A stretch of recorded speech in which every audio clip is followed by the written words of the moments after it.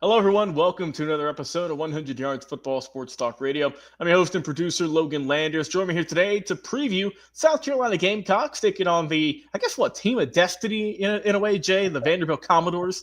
This game's going to be at 4:15 Eastern on the SEC network, so it's going to be a little bit more exclusive to watch. But I still think, though, Jay, this could be a sleeper this week. This could be a game that you might need to watch out for. Obviously, when you look at South Carolina, 5-3 on the year, Vanderbilt 6-3. So fairly even for the most part. And like I said, 4 p.m. Eastern kickoff on the SEC network. Of course, my co-host today, Jay McMinn from the Elite Sports and Entertainment Network, helped me break it down today. So, Jay, how do you see this one going, man? South Carolina and Vanderbilt. Pretty good matchup, I would say.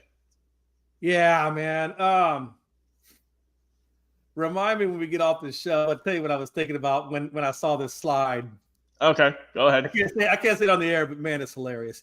Anyway, yeah, South Carolina versus Vanderbilt, 4:15 SEC network. You know, I don't have SEC network. I don't think I'd watch this game, but it is still a relevant game, right? You got two SEC guys going at it. One's 5-3, one's 6-3. Obviously, everybody's still trying to get into the conference playoffs, even though I think both of their chances are nil. But you know, when you're 6-3, I mean, hell, I don't know. Anything can happen, right? You never know. Yeah, you just never know. So I mean, every game obviously counts, especially when you're trying to get into a bowl game, right? I mean, regardless if you make the playoffs, at least you can get into a bowl. So those things, all these things are important, especially for, like you said, the Commodores season and what they did to Bama. I mean, that was huge. That was a huge game for them, and it's been a good season for them, in all honesty. When you look at South Carolina and you look at their quarterback Sellers, he's got 167 attempts, 101 completions, a little over 1,200 yards, 7 touchdowns, 4 interceptions. Does not make me a happy camper when I'm going up against the likes of Vandy's Pavia at 205 attempts, at 127 completions, but 1,677 yards, 15 touchdowns, and 3 picks. That's a huge disparity right between your two quarterbacks right there in a comma. You know, but I will tell you this. It does get better for South Carolina in the run game. You got Sanders, who's giving you 570 yards at 116 attempts. That's 4.9 yards per carry and 8 touchdowns. Compared to Pavia, interestingly enough, I always said if your quarterback is your best running back, that's a problem for me.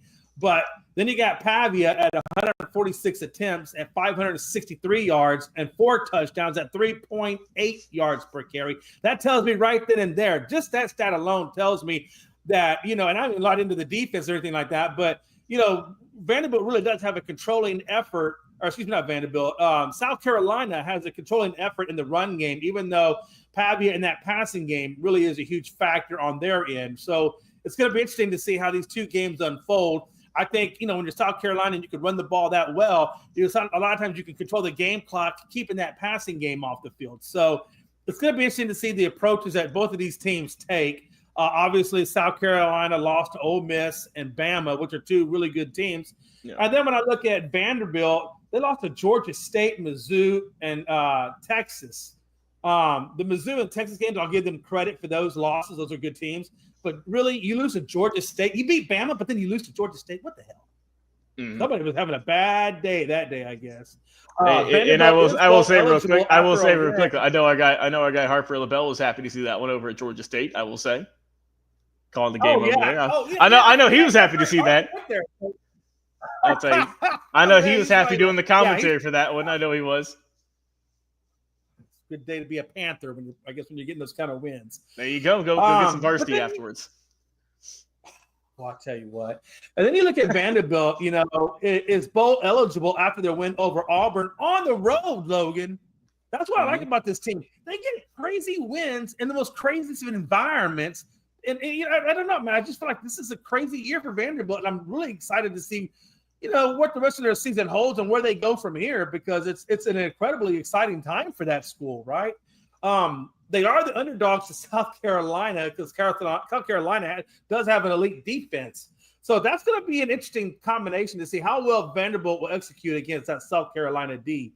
South Carolina, you know, routes Texas A&M 44-20. Really? Rough day to be an A&M fan, I'll tell you that. Mm-hmm. But it always makes you feel good when Texas has to go play them. Maybe they'll still be riding the low of that loss. I don't know. Wishful thinking. Hey, Sellers passed for 244 yards, and Sanders ran for 144 yards against that A&M defense. Good numbers for those guys. South Carolina's one win from a bowl appearance. And I will tell you, when you're fighting for something like that, I think South Carolina holds the edge on a lot of things over Vanderbilt. I really do. I think that their defense, I think their run game, I think the caliber of competition that they have played up against, and then of course that elite defense and what they did against A&M, and the fact the way they dealt with A&M, that A&M was a highly ranked team, and then they just destroyed them like that.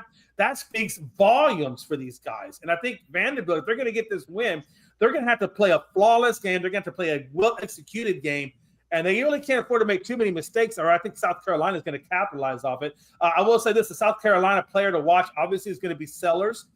He's a freshman with 244 passing attempts or passing yardages and 106 rushing yards and 3 touchdowns. That's incredible. Vanderbilt has a great run defense as well. So it's going to be interesting to see how well Vanderbilt's run defense is going to respond to a guy of Sanders' caliber, right? That is one of their strengths. I think the Vanderbilt player to watch is going to be obviously Diego Pavia. He completed 40% of his passes versus Auburn and did not turn the ball over at all and was not even sacked, still a little hobbled. Mm-hmm. But, man, bro, no sacks, no turnovers, which is going to be critical when it goes up against South Carolina in that defense. South Carolina defense, you ask, is 4th in the country in sacks. So it's interesting that they gave up no sacks against Auburn, and it's going to be interesting if they can continue that streak against South Carolina that is 4th in the country in sacks. So really going to see how well this Vanderbilt offensive line is constructed when they meet SEC. There's going to be SC. There's going to be a lot of questions, I think, that are going to come out of this that are going to get answered for us.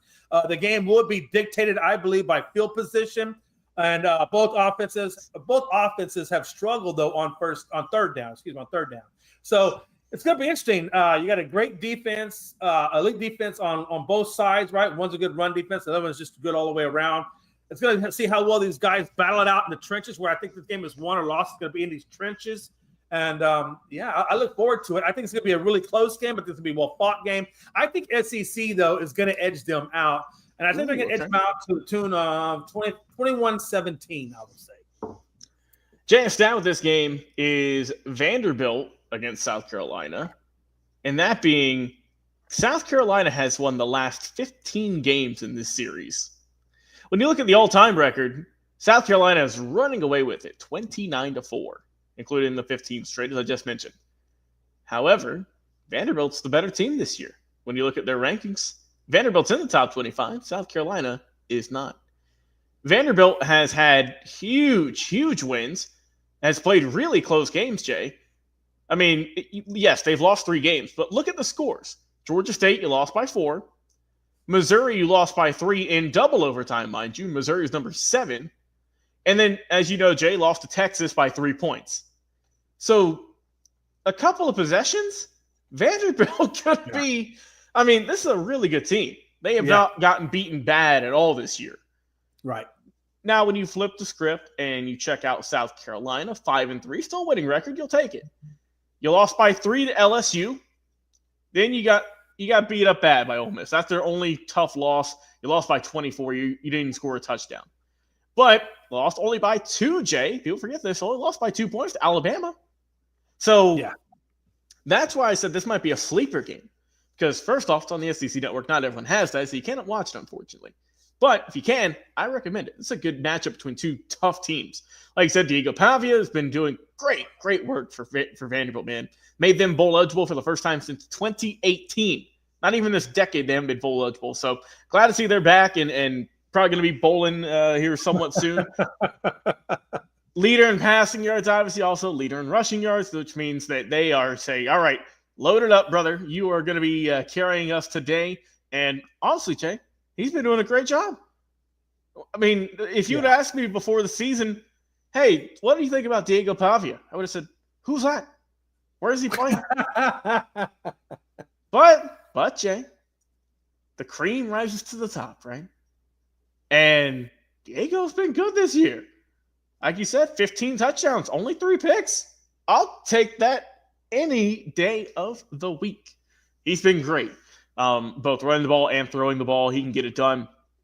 Also, when you look at this Vanderbilt team, they have 21 sacks on the season. Not bad at all. Also got 8 picks. South Carolina, meanwhile, you said obviously they're led by Lenora Sellers, who is a solid quarterback as well, over 1,200 yards on the year. 7 touchdowns, 4 INTs. But, Jay, I think one distinction between these two teams is the sacks, because Vanderbilt's only given up 11 sacks on the year. South Carolina, as a team, has given up 32. Lenora's being sacked 25 of those. So that is a big factor there. Yeah.